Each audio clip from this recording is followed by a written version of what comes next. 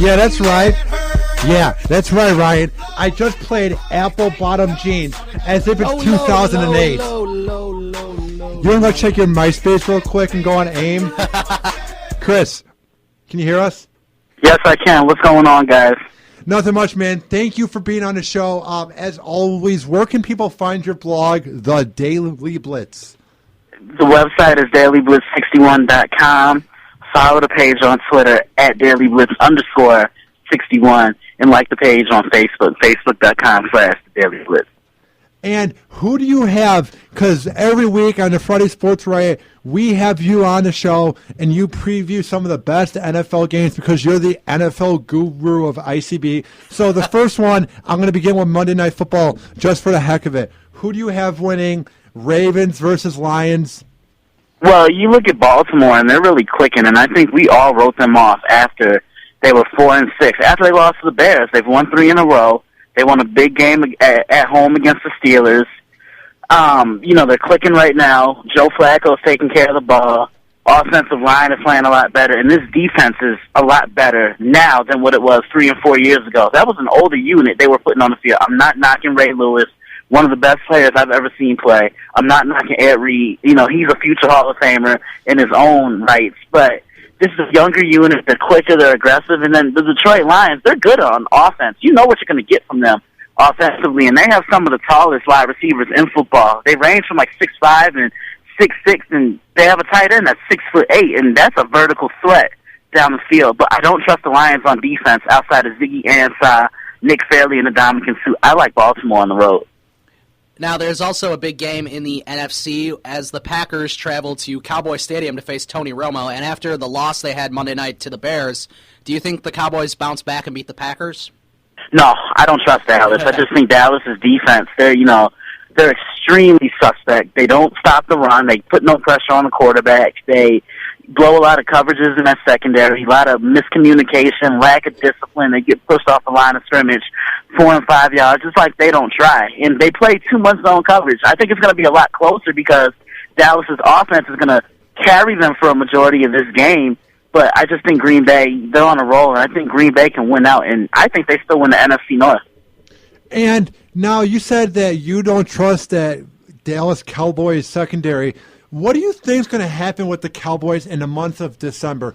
Because legendarily, that's when the Romo-led team chokes and they miss the playoffs. Do you think the Eagles will win the NFC North or the NFC East? Or will, for some reason, Romo will make the playoffs? What's going to happen with the Cowboys?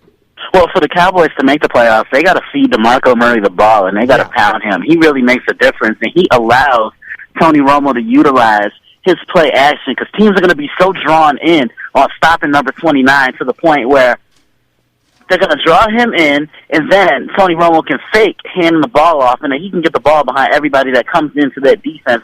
Tony Romo's a pretty smart guy, and I think we focus more on what he doesn't do rather than what he does do. So they're going to have to run the football. They're going to have to run the ball. They're going to have to, have balance on offense.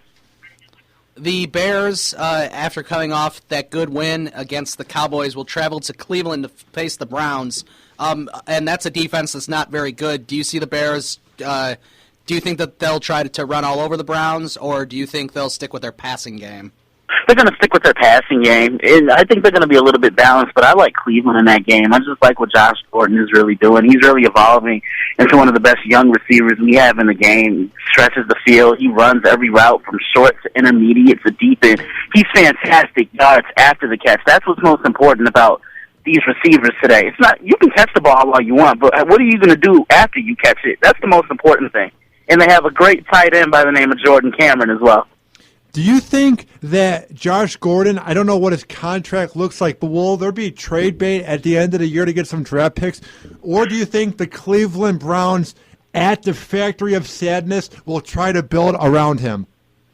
Well, they'd be crazy to let that guy go, Ryan. I mean, he's really been their best player and their only source of offense all season, really their only piece of productivity all year long. So I'm curious to see what's going to happen too. But Cleveland is still in rebuilding mode. They traded Trent Richardson. Is Brian Hoyer going to be the quarterback heading into next year? Because Brandon Whedon simply isn't getting the job done. Aren't they in rebuilding mode every single darn year? Pretty much. Yeah. The Thursday night game last night had the Chargers beating the Broncos 27-20.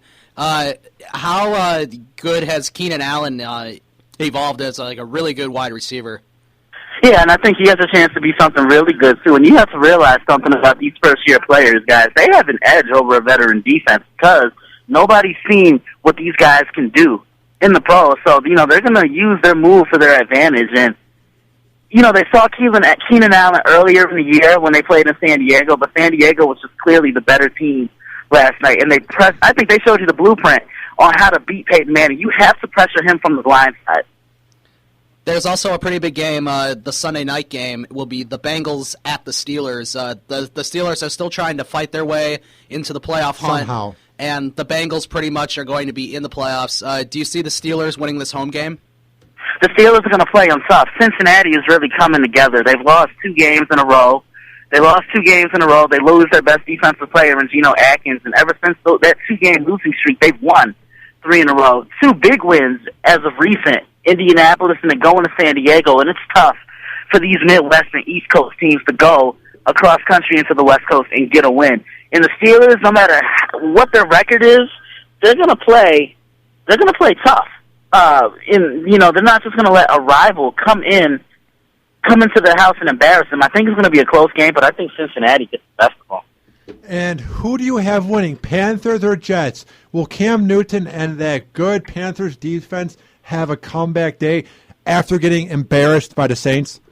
Yeah, definitely. I like Carolina. I think they're going to come out, run the ball. You just never know what Jets team you're going to see. Geno Smith, yeah, he threw a touchdown pass for the first time since the World Series last week. But you never know what you're going to get from the Jets. They're so up and down. And who do you have winning this one? The Miami Dolphins are fighting for a chance just to make the playoffs, and the Patriots are going on another late-season run like they do. Who do you have, Patriots or Dolphins? And I like New England. I'll take the veteran poise and leadership of Tom Brady and Bill Belichick every year. This is a trap game for the Patriots. The Dolphins always seem to play these guys tough, especially in Miami, and I don't expect anything to be any different on Sunday. Now, there's a big game up in Minnesota. The Eagles are at the Vikings. Now, the Bears play the Eagles next week, and the Eagles just beat the Lions. Do you think the Eagles can go into Minnesota and beat the Vikes? Yeah, Minnesota, they don't play defense. I like the way Nick Foles is spreading the ball around, and Philly is playing good defense as well. It's a much improved unit than what we saw last year. Who do you have winning this one? The Seahawks had a decent game against the 49ers, but the 49ers came on top. Do you think the offense will have a huge game against the bad New York Giants defense? Yeah, I think they bounce back, Ryan. Seattle, I think they're the best team in football, to be honest with you. They just do everything right. They got speed on offense. They have speed on defense. Speed on special teams. They're well coached. They play well in all 3 phases of the game, and they make plays. And they can play anywhere with anyone and beat them in their own home field. And they're one of those teams that can travel from the West Coast across country to the East Coast and get a win. Who do you have winning this one? The 49ers, who are on a bit of a run, and the Buccaneers, were, even though they lost, they were doing decent once the season was over with. So who's going to win, Tampa or San Francisco? I like San Francisco. I just think they're clicking right now, and I know they're not going to win the NFC North, but they're still an NFC powerhouse. This is still a team I don't want to face come January. The Chiefs and Raiders are playing also on Sunday, and the Chiefs have had a couple of some rough weeks where they lost to the Broncos 2 times. Do you think that they beat the Raiders? Yeah, I think they do, and I think they do it convincingly. They're going to run the ball. Towns and Jamal Charles, and that defense is really going to come after Matt McGloin. And what is your take on Mike Shanahan, who is close to getting fired? We all know he'll get fired at the end of the season. What's your take on him benching RG3?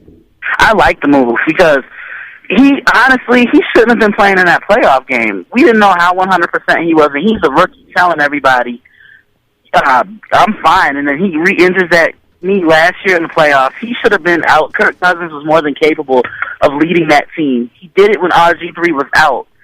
last year when he got hurt. So I like it. Let this kid have a full off season, and Robert Griffin III should have touched the field maybe the 5th or 6th week of this year. Do you think Mike Shanahan benching RG3 is a way to spite the Redskins organization as like a last pot shot? Because we all know that he'll probably be fired at the end of the season. Yeah, definitely. I agree. I think it is.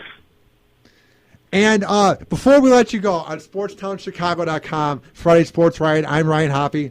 Ryan Stuppridge, and we're talking to Chris Simpson. Where can your work be found online so people can follow you?